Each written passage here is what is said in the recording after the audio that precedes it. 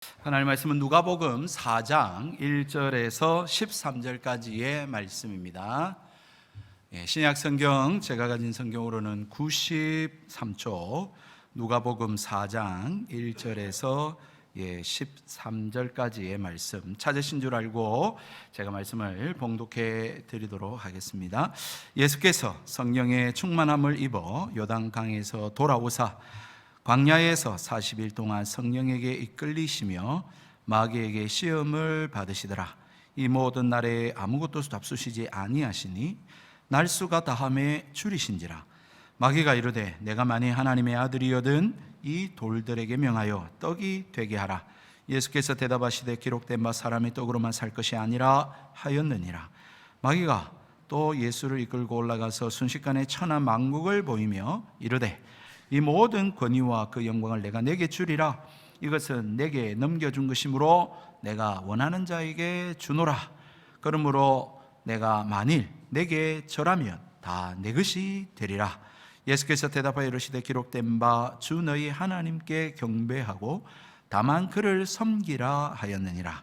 또 이끌고 예루살렘으로 가서 성전 꼭대기에 세우고 이르되 내가 만일 하나님의 아들이거든 여기서 뛰어내리라. 기록되었으되 하나님이 너를 위하여 그 사자들을 명하사 그를 지키게 하시리라 하였고 또한 그들이 손으로 너를 받들어 내 발이 돌에 부딪히지 않게 하시리라 하였느니라.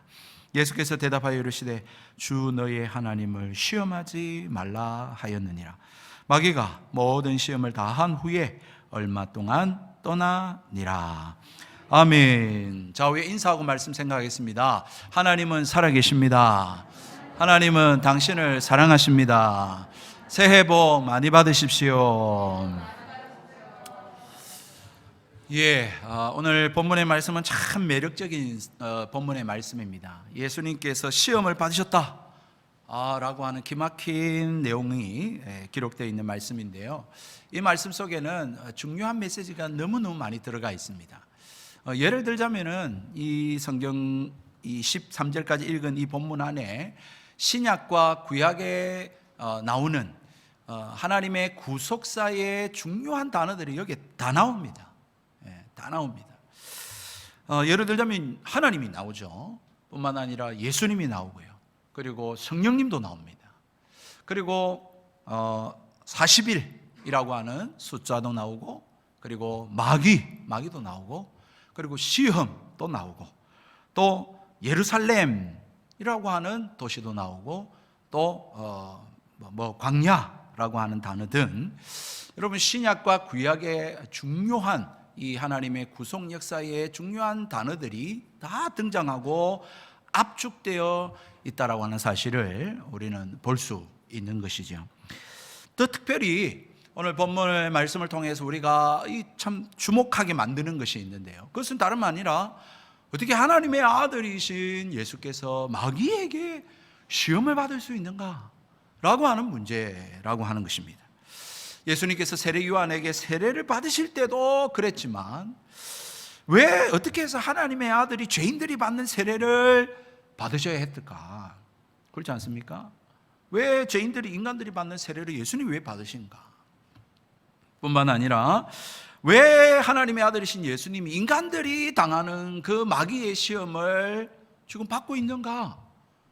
라고 하는 그러한 부분에 있어서 우리로 하여금 주목하게 만드는 정말 참 재미난 본문이 오늘 우리가 읽은 이 성경 말씀입니다.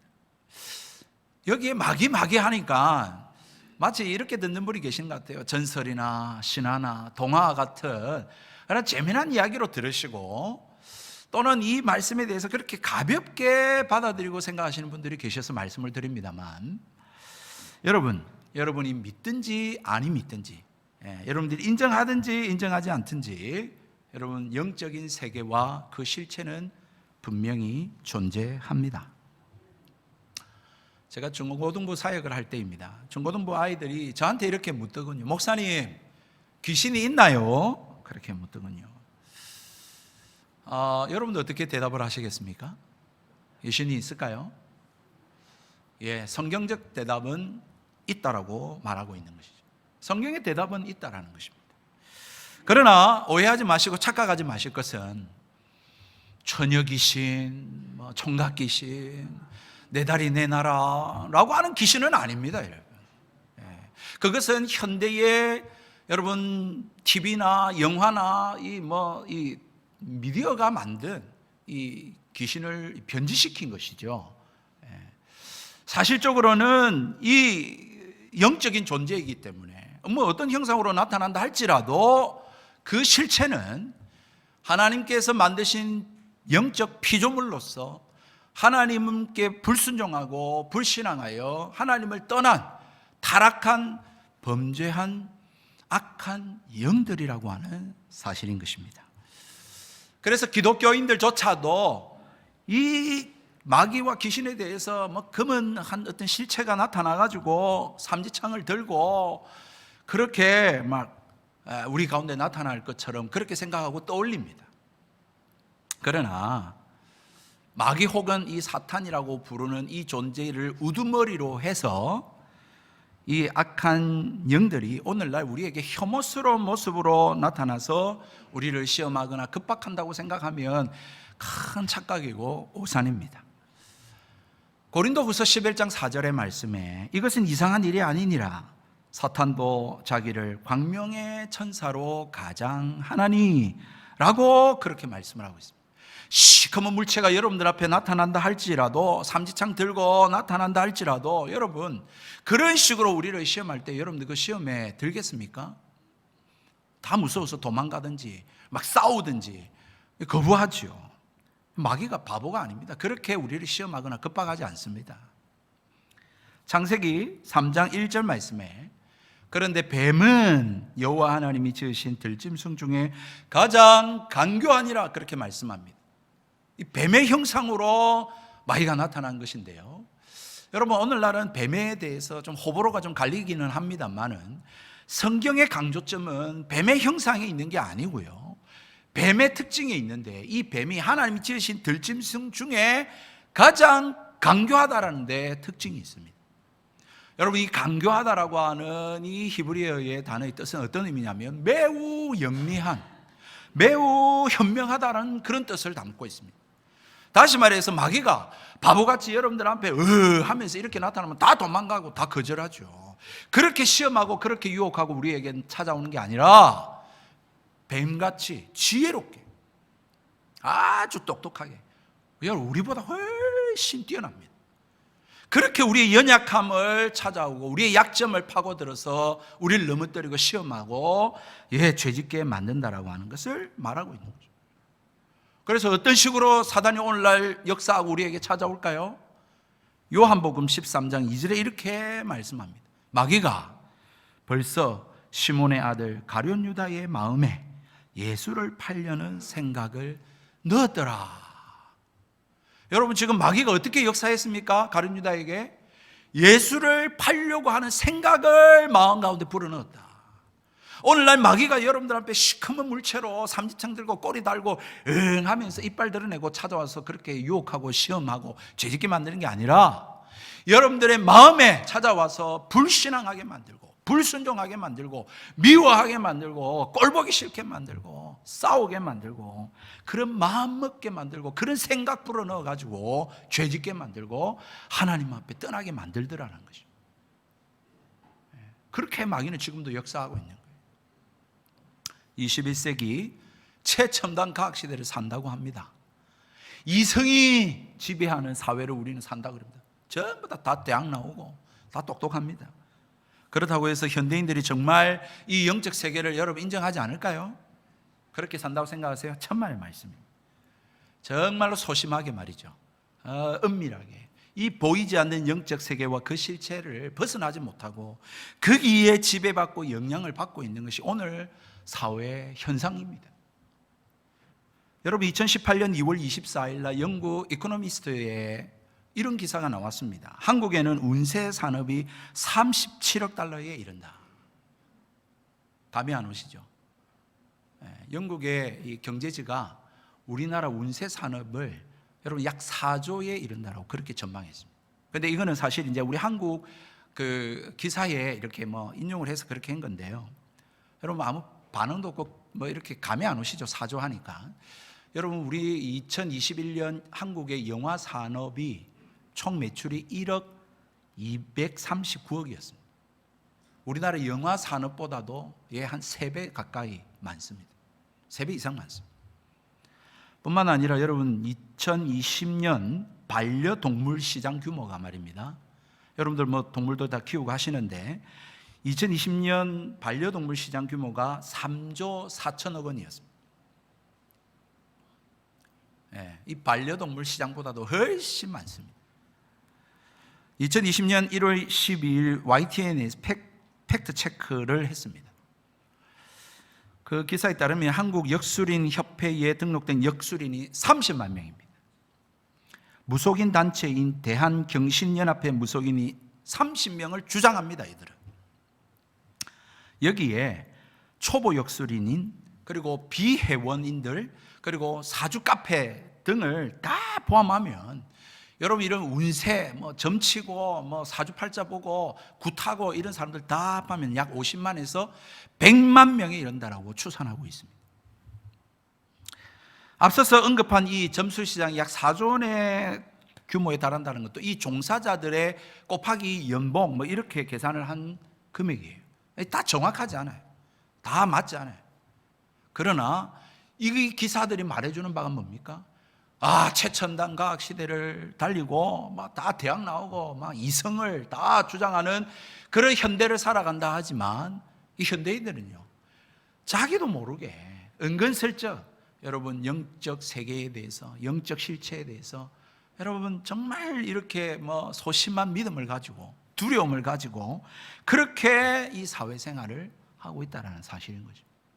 굳이 정치인들 또 나로 쏘면서 고사 지내고 이런 이야기를 안 해더라도 여러분 이런 시대라 하지만 영적 세계에 대해서 영향을 받고 있고 거기에 지배를 받고 있다라고 하는 사실인 것입니다. 오늘 성경은요 마귀를 분명히 이야기합니다. 숨기지 않습니다. 드러내놓고 마귀가 예수님을 시험했다, 예수님이 마귀에게 시험을 받으셨다라고 하는 사실을 기록해놓고 있습니다. 여러분 예수님께서 광야에서 40일 동안 금식 기도한 이후에 마귀가 나타나서 여러 가지로 시험했는데요, 앞서 말씀드린 바와 같이 사실 여기는 굉장히 중요한 말씀들이 많기 때문에 오늘 간략하게 살펴보고 다음 주에 한 번 더 생각해 보도록 할 겁니다. 두 가지만 오늘 좀 살펴보겠는데, 첫 번째 우리가 기억해야 될 것은 예수님이 1절에 보니까 성령 충만함을 입어서 요단강으로 돌아오셔서 광야에서 40일 동안 하나님 앞에 금식하고 기도하셨는데 어땠다고요? 마귀에게 시험을 받았다, 그렇게 이야기합니다. 마귀는 간도 큽니다. 마귀는요 겁도 없습니다. 마귀는 하나님도 대적하고요 예수님께도 시험하고요 그렇게 도전하는 자인데, 여러분 저와 여러분은 우습게 보겠습니까? 시험 안 하겠습니까? 하나님 앞에 도전하고 예수님한테 시험하는 사람이 우리는 그냥 가만히 두겠습니까? 그렇지 않는 것이죠. 마귀가 가만히 우리를 내버려 두고 놀고 있다 그러면 여러분 큰 착각을 하고 계시는 것입니다. 사단은 지금도 두루다니며 삼킬자를 우는 사자와 같이 찾고 있다, 그렇게 베드로전서에 기록해 놓고 있습니다. 여러분 그래서 예수님께서 주님 가르쳐 주신 기도에 뭐라고 말합니까? 시험에 들지 않게 하옵시고 다만 악에서 구하시옵소서라고 기도하라고 우리에게 기도를 가르쳐 주셨습니다. 서신서의 말씀에 보면 근신하고 정신을 차리고 깨어있어라, 마귀를 대적하라 라고 하는 말씀이 많이 나옵니다. 우리는 그것을 동화나 전설이나 신화처럼 예사롭지 않게 그냥 생각하고 지났는지 모르겠습니다만은 여러분 우리는 지금 어떻게 보면 마귀에게 당하고 있는지도 모르죠. 속고 살아가고 있는지도 모르죠. 여러분 마귀가 노리는 것은 크게 두 가지라고 말씀드릴 수 있습니다. 첫 번째는 이 세상 사람들을 어떻게 하든지 예수님 못 믿고 지옥 가게 하는 거죠. 어떻게 온갖 수단과 방법을 다 가리지 않고 동원해가지고 어떻게든 이 세상 살면서 예수 안 믿고 그냥 살다가 지옥 가게 만드는 것이 사단의 목표입니다. 첫 번째 목표예요. 그래서 어떤 사람들에게는 막 정신없게 만듭니다. 할 일이 너무 많아가지고 바빠가지고 교회 못 나옵니다. 바빠가지고 예수 못 믿는다. 여러분 전도 한번 해보십시오. 다 바쁘다고 시간 없다 그래요. 정신없게 만듭니다. 또 한편으로 어떻게 합니까? 너무 재미난 걸 많게 만들어줘. 세상에 즐거움이 많은데, 아이고 교회 가면 뭐 지루하고 앉아서 뭐 졸다가 오는데 뭐 성경 재미없는 뭐 오늘 21세기에 마귀니 뭐 천국이니 지옥이니 뭐 이런 이야기하고 말도 안 된다는 거예요. 그래서 여러분 세상에 즐거움 누린다고 예수 못 믿게 만듭니다. 뭐 이 외에도 사람들의 그 약점과 그 기호와 이런 걸 잘 파악해가지고 어떻게 하든지 예수 못 믿고 교회 못 나오고 그렇게 살다가 지옥 가게 만드는 게 사단의 첫 번째 목적이고요. 두 번째 목적은 뭐겠습니까? 하나님의 은혜로 예수 믿는 사람들은 어떻게 할 수가 없으니까 뭐 이렇게 신앙생활하다 천국은 가게 하는데 어떻게 했어든지 이 땅에서 하나님 은혜 못 받고 어떻게 하든지 하나님 사랑하지 못하게 만들고 어떻게 하든지 하나님의 그 위대한 일에 동참하지 못하게 그냥 교회 왔다 갔다 하고 그냥 그렇게 살다가 그냥 뭐 천국 가면 가라 라고 하는 식으로 사단은 노리고 유혹하고 시험하고 있다라고 하는 사실입니다. 성도들로 하여금 말입니다. 그래서 뭐 교회 별로 뭐 꼭 나가야 되나 성경 뭐 읽어야 되나 기도할 필요가 뭐 있나 이렇게 하는 거죠. 교회는 뭐 더 말할 것도 없지 않겠습니까? 교회로 하여금 뭐 분열하게 만듭니다. 싸우게 만들고 그래서 뭐 영혼이니 전도니 뭐 구원이니 이런 데 신경 안 씁니다. 일주일 내도록 여러분 그런 생각 한번 해보셨습니까? 그런 생각 안 해요. 어떻게 하면 저 꼴보기 싫은 사람 뭐 이런 생각하게 만들고 어떻게 하면 그냥 그런 생각하게 만들면서 복이나 받고 그렇게 살다가 그냥 천국 가고 싶어 하도록 만드는 거죠. 그러니까 뭐 전도할 생각을 전혀 안 합니다. 영혼이 뭐 죽어가는데 별로 관심 없어요. 그리고 선교니 뭐가 있겠습니까? 하나님 나라니 뭐 이런데 교회 다니고 교회 데리고 오고 싶은 마음이 안 들도록 만듭니다. 세속적인 일에 정신 팔게 만들고 관심 거기에 쏟아붓고 그렇게 살도록 만드는 것이죠. 여러분 오늘 사단이 두 가지 중에 어느 목적으로 예수님께 시험했겠습니까? 두 번째죠. 두 번째. 예수님한테 감히 말입니다. 겁 없이 시험하는데 여러분 어떻게 왜 시험했습니까? 예수님을 뭐 지옥 가게 할 수는 없지 않습니까? 예수님이 하나님의 아들로서 이 세상에 오셨는데 오늘 시험할 때마다 뭐라고 말합니까? 네가 만일 하나님의 아들이거든 왜 그 이야기 합니까? 하나님의 아들로 오셔서 예수님이 뭐 영광 받으시려고 오셨습니까? 예수님이 뭐 대접 받으려고 오셨습니까? 아니거든요. 예수님은 이 땅에 오신 이유가 하나님의 아들로 오셔서 모든 인류의 죄를 다 담당하고 십자가에 못 박혀 죽으시기 위해서 오셨거든요.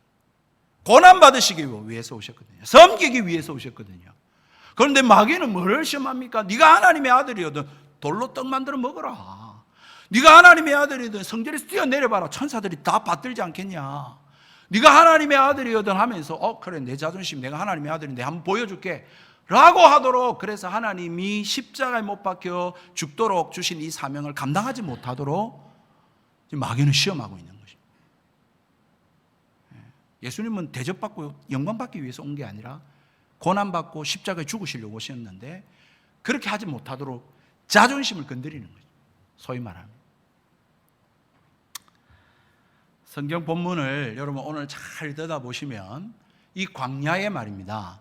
딱 두 인격이 서 있습니다. 예수님과 마귀 이 두 인격이 지금 부딪히고 대결을 하고 있습니다. 다른 대상 없습니다. 여러분 뭘 이야기하고 있습니까 지금?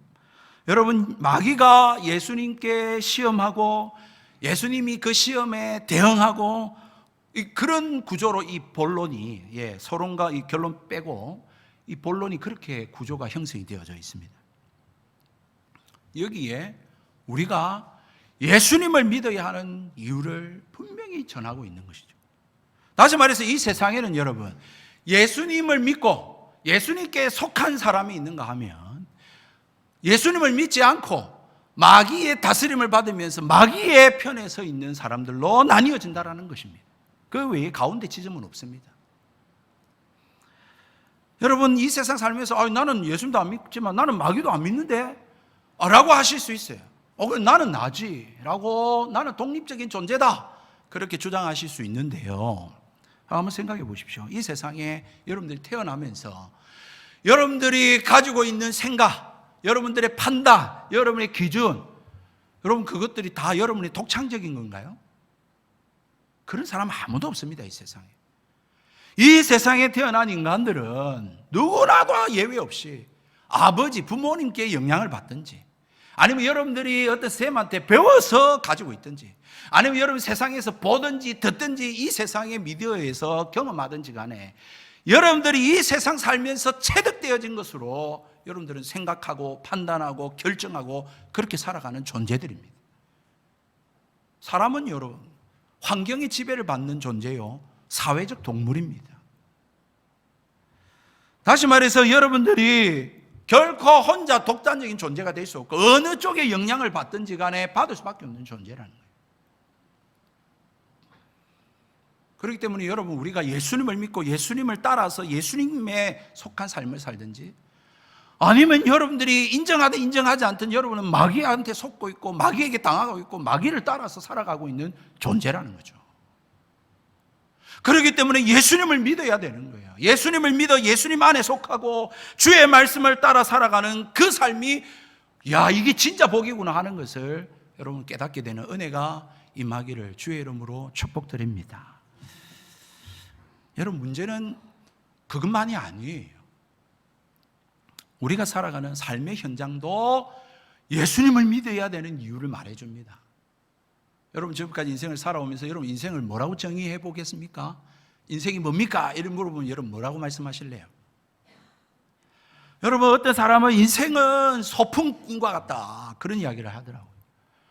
인생은 소풍처럼이라고 하는 책도 있고요, 인생은 소풍처럼이라는 노래도 있습니다.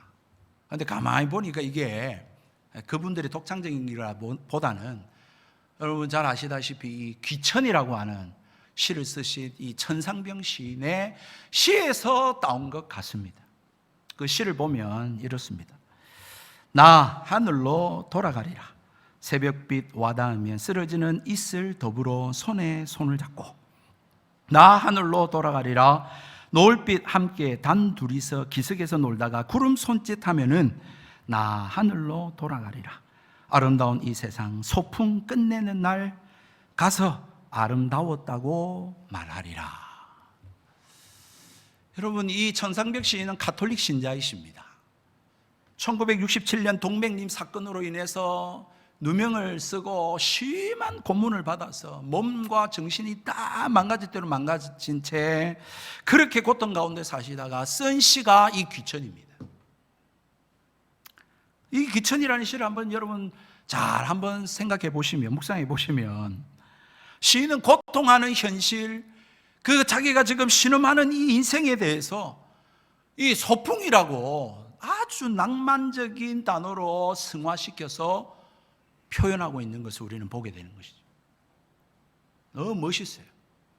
그러나 그 이면을 보면 여러분, 그 고달프고 그 쓰라리고 그 고통하는 인생이 담겨져 있습니다.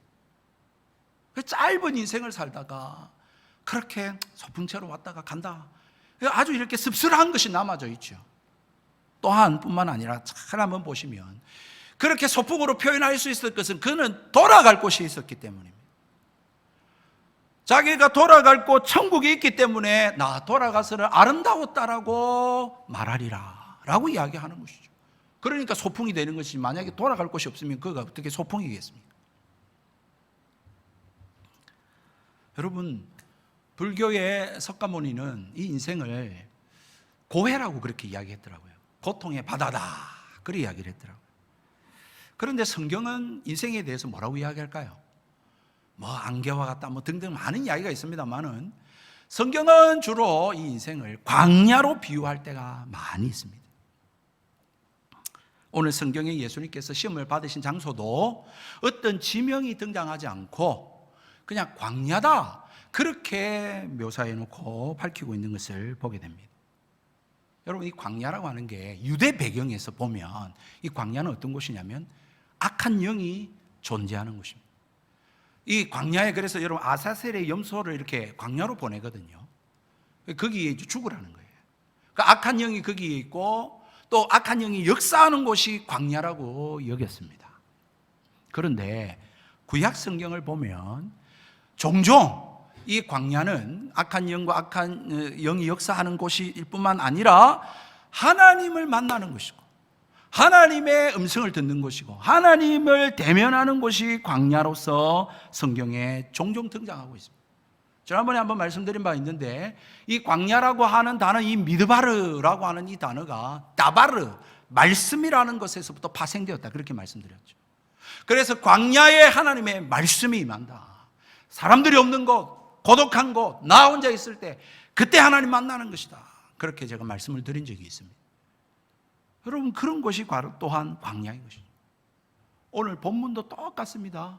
오늘 성경에도 동일하게 예수님이 지금 광야로 가셔가지고 하나님 앞에 기도하는데 40일 동안 금식하며 기도했습니다. 그 끝나자마자 마귀가 또 찾아와서 예수님한테 시험했죠. 그러니까 이 광야라고 하는 것은 하나님을 만나는 장소일 뿐만 아니라 하나님의 말씀이 임하는 것일 뿐만 아니라 마귀와의 영적 싸움과 시험이 있는 것이 광야인 것이죠. 또 하나, 여러분, 우리 인생에 주목해야 될 단어가 하나 있는데 이 40일이라고 하는 숫자입니다. 예수님께서 광야에서 40일 동안 계시면서 금식 기도하셨습니다. 여러분, 구약 성경에 이 40이라는 숫자가 꽤 많이 등장합니다. 이 40이라는 숫자 꽤 많이 자주 언급되고 있는데 이것은 중요한 의미를 담고 있기 때문에 그렇습니다. 노아 홍수 때 40일 주야로 비가 내렸습니다. 여러분, 모세가 시내산에서 하나님 대면하고 언약궤를 받을 때 40일 동안 금식하며 있었습니다. 이스라엘 백성이 광야를 돌 때에 40년 광야 생활을 했습니다. 여러분, 구약의 이 율법에 보면 사람을 매질할 때에 40대 이상 매질하지 못하게 만듭니다. 그러면 죽는다는 거예요. 여러분, 산모가 아이를 낳고 유출, 피를 흘릴 때에 부정하게 되는데 며칠 동안? 40일 동안 부정하다라고 말합니다. 그리고 40일 이후에는 정결하게 되는 것이죠. 여러분, 뿐만 아니라 마지막, 여러분, 엘리야가 850대 이 아세라 선지자들과 대항하고 난 이후에 또 이세벨이 자기를 죽이려고 하자, 여러분, 로뎀 나무 가가지고 하나님, 죽겠습니다, 나 죽이십시오, 이렇게 하는데 까마귀를 통해서 또 물과 떡을 주셔서 힘을 주시고 내가 지시한 곳으로 가라 이래가지고 또 어떻게 갑니까? 호렙산, 이 시내산하고 같은 산입니다. 거기에 가서 40일 동안 하나님을 대면하는데 세밀한 음성을 듣습니다.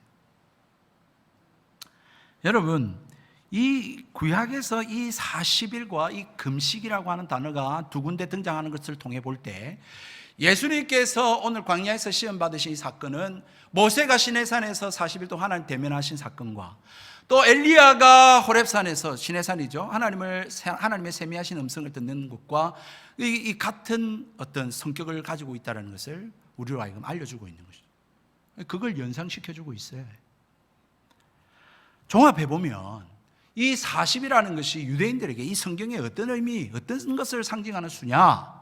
첫 번째로는 심판, 두 번째는 훈련, 연단, 고난, 그리고 또한 시험이라고 하는 의미를 담고 있는 것이 이 40이라고 하는 숫자입니다.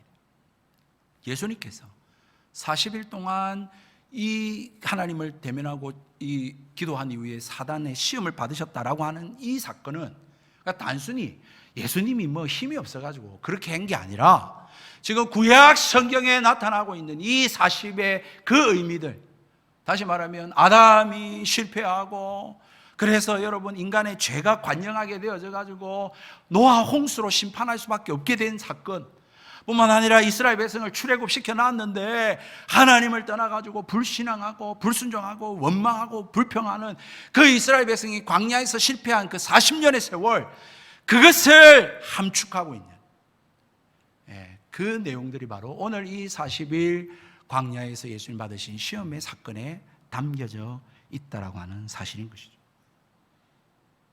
여러분 한번 보십시오. 예수님이 받으신 이 시험 세 가지 내용에서도 똑같이 그걸 이야기해 줍니다.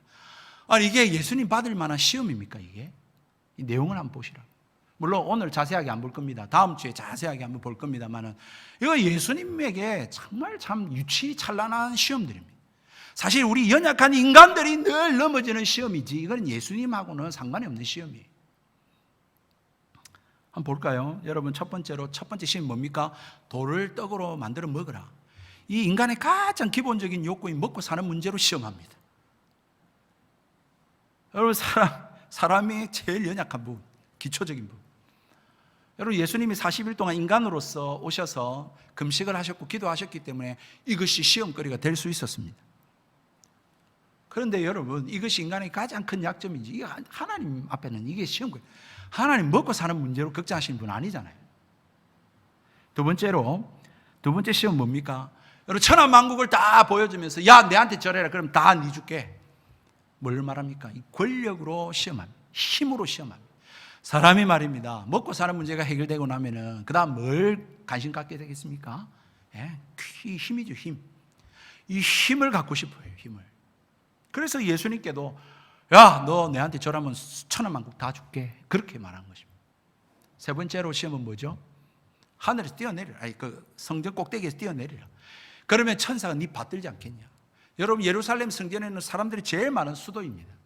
거기에 성전에 수많은 사람들이 기도하러 오는 곳 아닙니까? 거기서 성전에서 뛰어내려서 짜잔 하고 다치지 않으면 사람들이 어떻게 하겠습니까? 우와! 박수치면서 스타가 탄생하지 않겠습니까? 마지막 시험은 인간의 명예심을 자극하는 것이죠. 여러분, 한순간에 예수님이 스타 되고 명예가 높아지고 인기가 있을 겁니다. 여러분, 이거는 예수님한테는 사실은 유치찬란한 시험이에요. 예수님이 여러분 하나님의 아들이신데 이 먹는 걸 뭐 걱정하겠습니까? 예수님이 하나님의 아들, 이 선지를 창조하신 분이 누구한테 달라고 하겠습니까? 예수님이 하나님의 아들이신데 여러분 하늘에서 뛰어내려가서 짜잔 하면서 보여줘야 되겠습니까? 다 의미 없는 거예요. 이 시험들은 다 우리에 국한되는 시험들이죠. 우리가 이걸로 말미암아 전전긍긍하고 넘어지고 아둥바둥하고 찢고 뽑고 싸우는 그 싸움이 바로 우리 이 시험들이죠. 여러분, 어디서 이런 내용들을 많이 본 것 같지 않아요? 창세기 3장에 이 첫사람 아담과 하와가 당한 시험이 바로 이 시험이거든요. 한번 볼까요? 창세기 3장 6절 말씀. 여자가 그 나무를 본즉 먹음직도 하고 보암직도 하고 지혜롭게 할 만큼 탐스럽기도 한 나무인지라. 여자가 그 열매를 다 먹고 자기와 함께 있는 남편에게도 주매 그도 먹은지라. 여러분, 그 앞에 한번 보십시오. 먹음직해요. 야, 먹고 싶도록 만들어요. 두 번째는 어떻게 해요? 야, 이 보암직해요. 와, 보기에 너무 좋아. 세 번째는 야, 이거 지혜롭게 할 만큼 와, 내가 이렇게 힘을 갖겠구나. 그렇게 만드는 것이 바로 이 선과 악을 알게 하는 실과였다. 여기에 아담과 하와는 실패했죠. 여러분, 이것을 신약 성경 요한일서 2장 16절에 똑같이 이걸 잘 정리해 놓고 있습니다. 요한일서 2장 16절에 이렇게 말씀합니다. 이는 세상에 있는 모든 것이 육신의 정욕과 안목의 정욕과 이생의 자랑이니 다 아버지께로부터 온 것이 아니요 세상으로부터 온 것이라. 여러분, 이것이 예수님의 시험거리가 된다고요? 안 되죠. 그럼에도 불구하고 예수님이 왜 이 시험을 받으셨느냐? 우리 인간이 아담과 하와가 실패한 그 일들, 이스라엘 백성이 출애굽했지만 광야에서 실패한 그 사실들, 그거를 예수님이 지금 다 담당하시고 갚고 이기고 승리하고 계신다라고 하는 사실인 것입니다. 여러분, 예수님이 시험 받으신 장소 이 40일 이 광야, 여러분, 이것이 뭘 의미하고 있는지 아시겠어요? 여러분, 인간이 하나님께로부터 지음받았는데 인간이 하나님을 떠났어요. 예, 이 먹음직하고 이 보암직하고 이 지혜롭게 할 만큼 탐스럽기도 한 거, 이거 가지고 이스라엘 백성이 구원받았지만 먹을 것이 없다, 매장지가 없다, 물이 없다, 뭐 이러면서 막 그렇게 애굽으로 돌아가려고 했던 이스라엘 백성들처럼 이스라엘 백성, 우리 인간들이 다 하나님 떠나서 하나님을 불신앙하고 하나님을 믿지 않고 하나님 말씀 따르지 않고 죄짓고 육신의 정욕과 이 이생의 자랑과 안목의 정욕을 쫓아서 죄짓고 고통하고 신음하고 그렇게 살아가는 우리네 인생을 바로 이 광야 40일로서 말씀하고 있다는 사실입니다. 여러분, 뭐 인정하든 인정하지 않든 우리 이 땅에서 태어난 모든 사람은 다 광야의 삶을 살고 있는 거예요. 광야의 길을 다 지나가고 있어요. 보십시오. 여러분, 오늘 예배 마치고 나면 또 먹는 거 준비하러 가야 되잖아요. 추석, 설 지나면 명절이라면 또 일해야죠. 또 먹고 살아야죠. 누가 먹을 거 여러분 챙겨주지 않습니다. 다 먹고 살기 위해서 살고 있죠. 이러한 메마른, 우리가 힘쓰지 않으면 먹고 살 수 없는 이런 메마른 광야 여러분 살아가고 있지 않습니까? 그게 허덕이고 있지 않냐는 거예요. 또 하나 볼까요? 여러분, 이 세상 사람들 많죠? 교회도 사람들이 있고, 또 친척집 가면 이제 가족들도 있고, 사람들은 내 주변에 널려 있는데, 내가 정작 필요할 때 내 마음 알아주고, 나를 위로해주고, 나를 위해 도와줄 사람은 한 사람도 없어요. 고독하죠. 외롭죠. 쓸쓸하죠. 그래서 한 잔 기울이고 그렇게 하는 거 아닙니까, 여러분? 그래, 광야를 살아가고 있지 않습니까, 우리가? 뿐만 아니라 열심히 공부도 하고 운동도 하고, 어쨌든 앞날이 어떻게 될지 모르니까 어쨌든 미래를 대비하고 열심히 살고 공부도 하고 운동도 하고 그렇게 사는데, 여러분 한치 앞을 몰라요. 앞으로 전망이 어떻게 될지 아무도 몰라요. 예측하지 못해요. 어디로 가야 될지 모르는 황량한 사막과 같은 그런 광야길, 여러분 인생길 살아가고 있지 않습니까? 여러분, 이러한 인생 살아가면서 여러분 뭘 믿고 살아가고 계십니까? 뭘 의지하고 이 광야를 지나고 계십니까? 네? 여러분 자신입니까? 그래도 내가 좀 배웠으니까. 죽게 아니면 까무러치기지. 독하게 살면 돼! 라고 하는 여러분의 의지예요? 네. 아니면 그래도 좀 유산 물려받고 또 내가 좀 일구어가지고 내 손에 가지고 있는 그 어떤 물질입니까? 그게 정말 이 광야를 지날 때 여러분 정말 필요한 걸까요? 유용한 걸까요? 네? 여러분, 그것이 정말 필요하다면 정치인들이 왜 자살합니까? 유명 스타들이 왜 자살하고 죽습니까? 왜 오늘날 현대인들이 우울증 걸리고 왜 그렇게 되는 거예요? 물질이 없어서 그렇습니까? 여러분, 예수님이 치르신 이 세 가지 시험은 이 예수님이 당할 시험이 아니라 우리 인간이 당할 시험이라고 하는 것을 말해주고 있는 것이죠. 여러분 인정하든 인정하지 않든 마귀는 있습니다. 악한 영들이 있습니다. 그는 지금도 우는 사자와 같이 돌아다니며 삼킬 자를 찾고 있습니다. 우리에게 찾아와서 시험하는 거죠. 먹고 살아야지. 네가 중요한데 뭘 남 생각하고 하나님 말씀대로 살아. 여러분, 이렇게 사탄은 시험하면서 우리를 하나님 못 믿게 만들고 하나님 말씀 따라 살지 못하게 만들고, 그렇게 죄짓고 죄 가운데 먹고 마시면서 이게 죄인지 아닌지도 모른 채 그렇게 살도록 만들고 있는 것이죠. 이런 광야의 삶, 이 마귀가 있는 삶, 여러분 이길 수 있겠습니까? 여러분 어떻게 똑바로 살아갈 수 있겠습니까? 이런 거 다 필요 없다. 난 잘 살다가 죽으면 되지. 이렇게 하면 여러분 행복할 수 있을 것 같습니까? 그렇지 않습니다. 정신 차려야 됩니다. 속지 마십시오. 육신으로 입은 우리 인간은요, 이 세 가지 시험과 유혹에서부터 벗어날 수가 없습니다. 치명적인 약점을 가지고 있습니다. 왜냐하면 우리 인간이 어떻게 지어지냐면 하나님 형상, 하나님 모양대로 지음받았거든요. 다시 말해서 하나님이 채워지지 않으면, 하나님 만나지 않으면 여러분 밑빠진 독에 물 붓는 것 같은 인생 될 수밖에 없어요. 만족함이 없다니까요. 뭘 먹어도 만족함이 없어요. 어느 집에 살아도 만족함이 없어요. 결국은 실패할 수밖에 없고 육신의 정욕과 이생의 자랑과 안목의 정욕으로 넘어질 수밖에 없는 존재인 것입니다. 여러분, 이 황량한 사막길을, 이 광야의 길을 지나는 여러분 살 길이 있겠습니까? 있죠. 있다면 유일한 한 길이 있습니다. 다름 아닌 예수님 믿는 겁니다. 예수님이 이 싸움을 이겼거든요. 유일하게 이 마귀를 이기시고 유일하게 승리하신 분이 바로 예수님이시거든요. 그는 하나님이시거든요. 하나님이 이 마귀를 이기셨기 때문에 예수 안에 거하면, 예수님을 믿으면, 예수님 말씀 따라 살면 승리하는 겁니다. 그러면 이기는 거예요.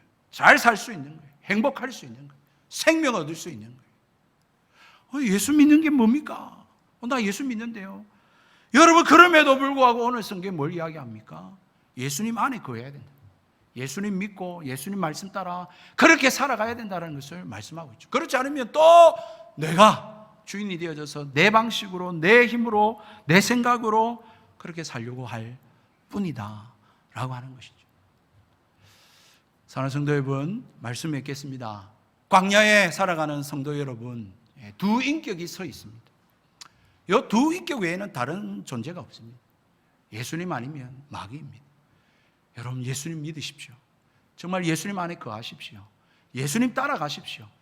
그래서 정말 이 광야의 길 잘 이겨내시고 저 하나님 나라에서 다 승리하실 수 있게 되기를 주님의 이름으로 축복드립니다.